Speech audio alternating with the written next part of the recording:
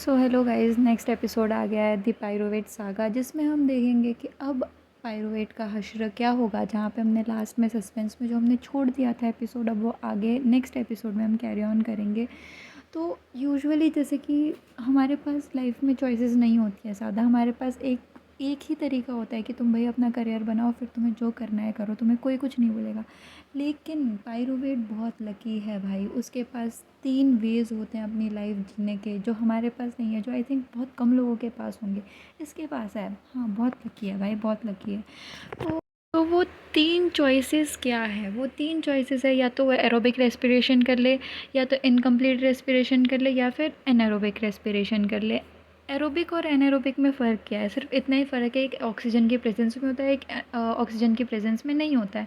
तो जो ऑक्सीजन की प्रेजेंस में होता है दैट इज़ एरोबिक रेस्पिरेशन, और जो बिना ऑक्सीजन की होता है उसको हम बोलते हैं एनारोबिक रेस्पिरेशन।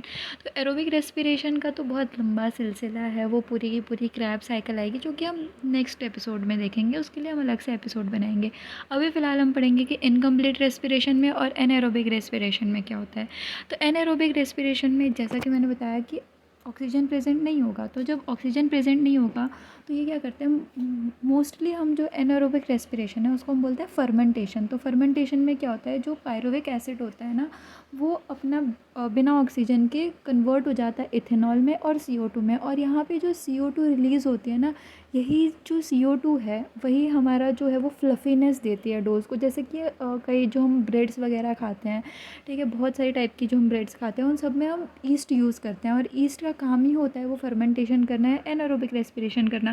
तो एनारोबिक रेस्पिरेशन में क्या होता है, CO2 रिलीज़ होता है, और CO2 जो है वो उसको फ्लफीनेस देता है ब्रेड्स को।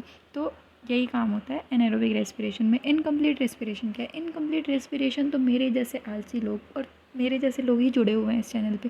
जितने भी मेरे जैसे आलसी लोग हैं उन जैसों के लिए ही है, जो कि कुछ करते नहीं हैं पूरी ज़िंदगी भर, जो चलना फिरना चाहते ही नहीं, वो अचानक से ऐसे ही सोच लेते हैं कि आज तो भाई मैं भागूंगा, आज तो मैं जाऊंगा, मैं एक्सरसाइज करूंगा। तो उन लोगों के लिए होता है, उनके साथ ही होता है इनकम्प्लीट रेस्पिरेशन।